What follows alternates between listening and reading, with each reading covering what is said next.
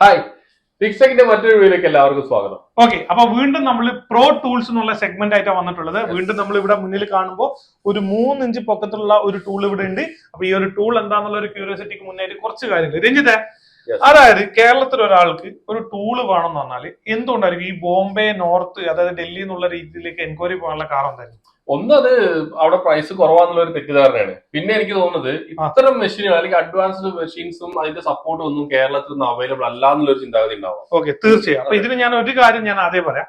നിങ്ങൾക്ക് ഒരു ടൂള് വേണം, അല്ലെങ്കിൽ നിങ്ങൾക്ക് ക്വാണ്ടിറ്റി ആയിട്ട് ഇപ്പൊ മേ ബി ഒരു 100 പീസ് വേണം, അല്ലെങ്കിൽ ഒരു 50 പീസ് വേണം എന്ന് പറഞ്ഞാൽ നിങ്ങൾ ചിന്തിക്കുന്ന ഒരു കാര്യമുണ്ട്. ഇത് നിലവിൽ കേരളത്തിൽ ആരെ കയ്യിലും സ്റ്റോക്ക് ഉണ്ടാവില്ല, ഇത്തരം ടൂളുകൾ ആരെ കയ്യിലും അവൈലബിൾ അല്ല എന്നുള്ള ഒരു തെറ്റിദ്ധാരണ ഉണ്ട്. രണ്ടാമത്തെ കാര്യം, ഓൾറെഡി നിങ്ങളുടെ ഡൽഹിയിലെ പ്രൈസ് കുറവാന്നുള്ള ഒരു തെറ്റിദ്ധാരണ ഉണ്ട്. അപ്പൊ നിങ്ങൾ എന്ത് ചെയ്യുന്നത്, ഇവൻ നിങ്ങൾ എവിടെ ആയിക്കോട്ടെ, ചിലപ്പോൾ നിങ്ങൾ ഒരു ഇൻസ്റ്റിറ്റ്യൂട്ട് തുടങ്ങുന്ന ഒരാളായിരിക്കാം, ചിലപ്പോൾ നിങ്ങൾ ഒരു പുതിയ സർവീസ് സെന്റർ തുടങ്ങുന്ന ആളായിരിക്കാം. അപ്പൊ നിങ്ങൾ ചെയ്യേണ്ട ഇത്ര മാത്രമാണ്, താഴെ കാണുന്ന നമ്പറിൽ വിളിച്ച് നിങ്ങളുടെ റിക്വയർമെന്റ് പറയാ, ഞങ്ങളുടെ ഒരു കൊട്ടേഷൻ എടുക്കൂ, ഞങ്ങളുടെ അവൈലബിലിറ്റി ഉണ്ടോ എന്നുള്ള കാര്യം ചെക്ക് ചെയ്യൂ.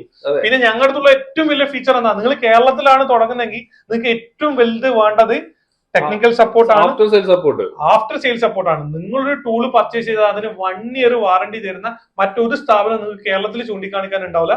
അതുകൊണ്ട് തന്നെ എന്ത് ചെയ്യുക, നിങ്ങൾ ഐഫിക്സിൽ നിന്നും പർച്ചേസ് ചെയ്താൽ നിങ്ങൾക്ക് ഇത്തരം കാര്യങ്ങൾ ഒരു സേഫ് സോൺ ആകുക തന്നെ ചെയ്യും. അപ്പൊ ഞാൻ പറയാം, ഞങ്ങളത് പർച്ചേസ് ചെയ്യണമെന്ന് ഞങ്ങൾ പറയുന്നില്ല അല്ലെ, കൊട്ടേഷൻ എടുക്കുക, നിങ്ങളൊന്ന് ട്രൈ ചെയ്യുക, ഒന്ന് കമ്പയർ ചെയ്യുക, ഞങ്ങൾ ഇവിടുന്ന് എടുത്തുകൊണ്ട് യൂസ് ഉണ്ടോ എന്നുള്ള കാര്യമാണ്. അപ്പൊ നേരെ നമ്മൾ വീഡിയോയിലേക്ക് പോവാം. ഇത് ഞാൻ പറയാം, ഇത്തരം കാര്യങ്ങൾ എന്തുകൊണ്ട് ഇത്തരം സെഗ്മെന്റിൽ പറയുന്നത് പറഞ്ഞാൽ ഇത് വളരെ ഇൻഫോർമേറ്റീവ് ആണ്, യൂസ്ഫുൾ ആണ്. കാരണം ഇതൊന്നും അറിയാതെ ഒരുപാട് പേര് ഇത്തരം എൻക്വയറി എടുത്ത് പർച്ചേസ് ചെയ്ത് ബുദ്ധിമുട്ടുന്നുണ്ട്. അപ്പൊ അവരൊക്കെ നമ്മൾ ഹെൽപ്പ് ചെയ്യുന്നുണ്ട്. കാരണം ഔട്ട് ഓഫ് വാറണ്ടിയിൽ ഞങ്ങൾ 2 ലക്ഷത്തിന്റെയും 3 ലക്ഷത്തിന്റെയും ഈ പറഞ്ഞ ഫ്ലെക്സ് ബോണ്ടിങ് മെഷീൻ പോലും ഞങ്ങൾ സർവീസ് ചെയ്യുന്നുണ്ട്. അപ്പൊ ഈ ഫ്ലെക്സ് ബോണ്ടിങ് മെഷീൻ ഞങ്ങൾ സെയിൽ ചെയ്യുന്നുണ്ട്.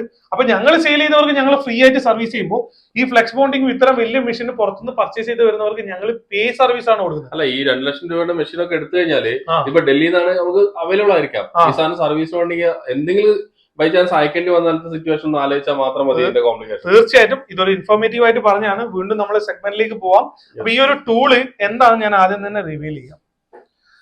ഓക്കെ, എന്നെ ഇതെന്താണ് ടൂൾ, ഒന്ന് ഡീറ്റെയിൽ ആയിട്ട് പറഞ്ഞു കഴിഞ്ഞിട്ട്. അല്ല, നമ്മള് ഇതിപ്പോ സിമ്പിൾ ആയിട്ട് പറയുകയാണെങ്കിൽ ഒരു ഡീബോളിംഗ് മെഷീൻ.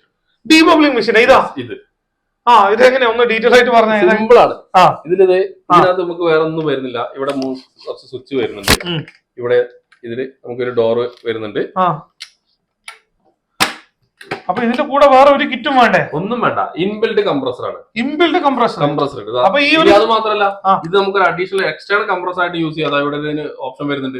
ഇവിടെ കണക്ട് ചെയ്തിട്ട് നമുക്ക് ഇതൊരു കംപ്രസർ ആയിട്ട് യൂസ് ചെയ്യാൻ പറ്റും. എവിടെ നമ്മളിപ്പോ ഓൾറെഡി നമുക്കൊരു വലിയ സ്പേസ് വേണം, ഇപ്പൊ നിലവിലുള്ള കംപ്രസർ വെക്കണമെങ്കിൽ അത്ര സ്പേസ് ഒന്നും വേണ്ട. ഇതിനെ നമുക്കൊരു കംപ്രസർ ആയിട്ട്, അതോ 120 PSI വരെ ഔട്ട് വരുന്നതാണ്. നോർമൽ നമ്മൾ 30 ലിറ്ററിന്റെ കംപ്രസർ ഒക്കെ വരുന്നത് അതിന് 90 PSI വരുന്നുള്ളൂ. ഇതിന് 120 PSI പവറും കൂടി വരുന്ന മാക്സിമം എഫിഷ്യൻസി മിനിമം സ്പേസിൽ.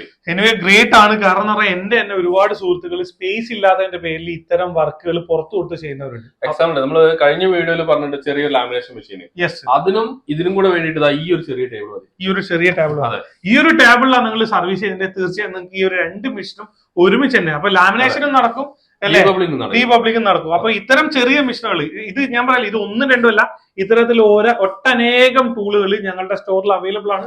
അത് നിങ്ങൾ പറയുന്ന നിങ്ങൾക്ക് ആവശ്യമുള്ള അത്ര ക്വാണ്ടിറ്റി, അത് ഹോൾസെയിൽ ആയിട്ടും റീറ്റെയിൽ ആയിട്ടും ഏത് തരത്തിലും ഞങ്ങൾക്ക് അത് ഡീൽ ചെയ്യാൻ വേണ്ടി പറ്റും.